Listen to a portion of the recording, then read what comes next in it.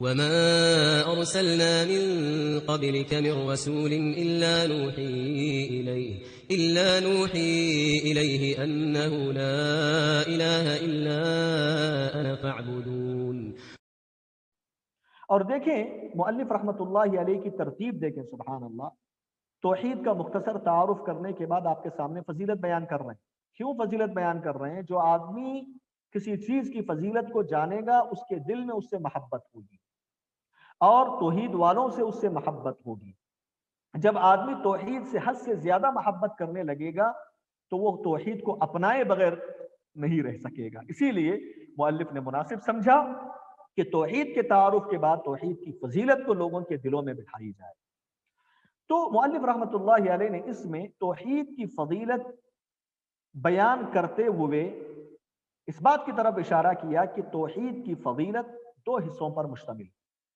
توحید کی فضیلت دو حصوں پر مشتمل. وہ کیا ہے؟ سب سے پہلی فضیلت، توحید جنت میں داخلے کا سبب ہے، جنت میں داخل ہونے کا بنیادی سبب ہے. نمبر دو، توحید جہنم سے آزاد ہونے کا بنیادی سبب ہے. جہنم سے آزاد ہونے کا بنیادی سبب ہے. آپ کو معلوم ہونا چاہیے یہی اصل کامیابی ہے جس کو اللہ تعالیٰ نے اصل کامیابی قرار دیا. فَمَنْ زُحْزِحَ عَنِ النَّارِ وَأُدْخِلَ الْجَنَّةَ فَقَدْ فَازَ. اللہ نے کہا کہ جس آدمی کو جہنم سے دور کر دیا گیا، بچا لیا گیا اور جنت میں داخل کر دیا گیا، فقد فاز، ایسا آدمی ہی در حقیقت بہت بڑا کامیاب انسان ہے، دنیا اور آخرت کی کامیابی سے ہمکنار ہونے کا مستحق ہے. اب یہ جو توحید کی فضیلت ہے، جنت میں داخلہ اور جہنم سے دوری، یہ جو فضیلت ہے اس کے دو وجوہات ہیں. یعنی توحید جو ہے جنت میں داخل ہونے کا ایک سبب ہے، جہنم سے دوری کا سبب ہے. کیوں؟ دو وجوہات. نمبر ایک، توحید قیامت کے دن نام اعمال میں سب سے زیادہ بھاری ہوگی.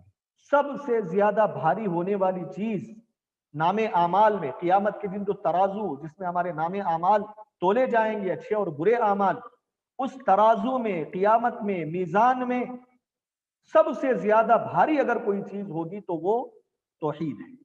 اور آپ کو معلوم ہے کہ جس آدمی کے نام اعمال میں سے نیک جو پلڑا ہوتا ہے، نیکی کا جو پلڑا ہوتا ہے، وہ پلڑا اگر بھاری ہو گیا تو پھر وہ جنت میں جائے گا.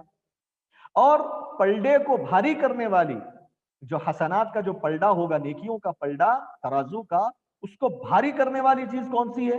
توحید ہے. تو لہٰذا توحید جنت میں داخل ہونے کا سبب اور جہنم سے آزاد ہونے کا سبب ہے. تفصیل کا موقع نہیں، حدیث البطاقہ کے نام سے مسند احمد وغیرہ میں روایت موجود ہے. اللہ رب العالمین قیامت کے دن ایک شخص کو بلائے گا اور اس کے سامنے 99 اس کے دفتر کھولے جائیں گے. اس کو جسے کاپی کہتے ہیں نا، جس میں نام اعمال لکھے جاتے ہیں، دفتر، اس کے دفتر کھولے جائیں گے اور اس دفتر میں اللہ رب العالمین اس سے پوچھے گا، اس کا تعارف کروائے گا. یعنی وہ بندہ جو ہے ان سارے دفتروں کو دیکھ کے اس کو پتا چل جائے گا کہ اس میں کوئی نیکی اس کے لیے نہیں. 99 دفتر سب کے سب برائیوں سے بھرے ہوئے. اللہ رب العالمین کہے گا کہ بندے، تیرے لیے میرے پاس ایک چیز ہے، آج تجھ پہ ظلم نہیں کیا جائے گا. اللہ رب العالمین کے حکم سے ایک دفتر کھولا جائے گا جس کے اندر اشہد ان لا الہ الا اللہ وان محمد رسول اللہ لکھا ہوا ہوگا. اور وہ جو ایک دفتر ہے ان تمام دفتروں پر بھاری ہو جائے اور وہ جنت میں چلا جائے. تو معلوم یہ ہوا کہ حدیث البطاقہ کی طرف آپ رجوع کریں، انشاءاللہ اس سے بات واضح ہو جائے گی. دوسرا سبب جس کی وجہ سے یہ کہ توحید جو ہے جنت میں داخلے کی سبب ہے اور جہنم سے دوری کا سبب ہے. دوسرا جو سبب ہے مؤلف نے جو ذکر کیا اس باب میں، وہ یہ ہے کہ توحید تمام کے تمام گناہوں کو مٹا دیتی ہے، تمام کے تمام گناہوں کو بخشنے کا سبب ہے اور گناہوں کے کفارے کا سبب ہے توحید. اور آپ کو معلوم ہے قیامت کے دن جس آدمی کے پاس گناہ زیادہ ہوں، جس آدمی کے ترازو کا گناہوں کا جو پلڑا ہے وہ پلڑا اگر بھاری ہو جائے تو پھر اس کا ٹھکانہ کیا ہوگا؟ جہنم ہوگا۔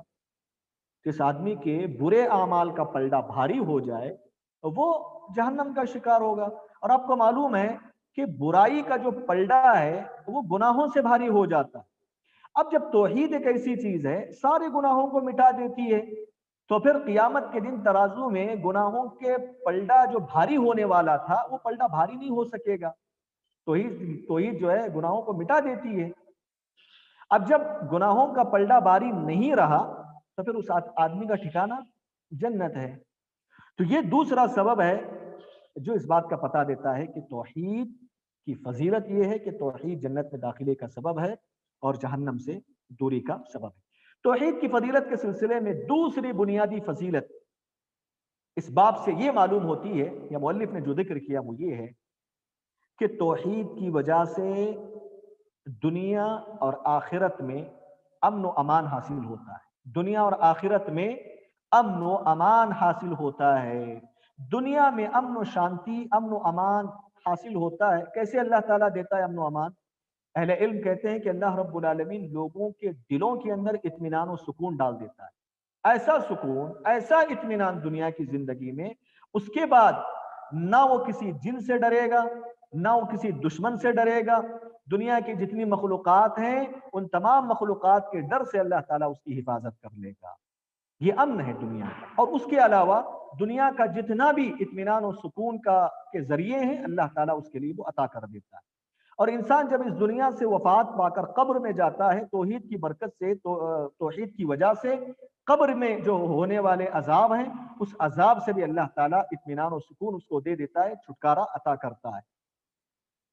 اور آخرت میں جب جاتا ہے قیامت کے دن تب بھی اللہ رب العالمین اسے امن و امان سے نوازتا ہے۔ قیامت کے دن امن و امان کیا ہوگا کہ ایک آدمی جنت کی نعمتوں میں چلا جائے، جنت میں داخل ہو جائے۔ اور آپ کو معلوم ہے کہ توحید کی وجہ سے آدمی جنت میں داخل ہوتا ہے۔ من مات وهو يعلم انه لا الہ الا اللہ دخل الجنہ۔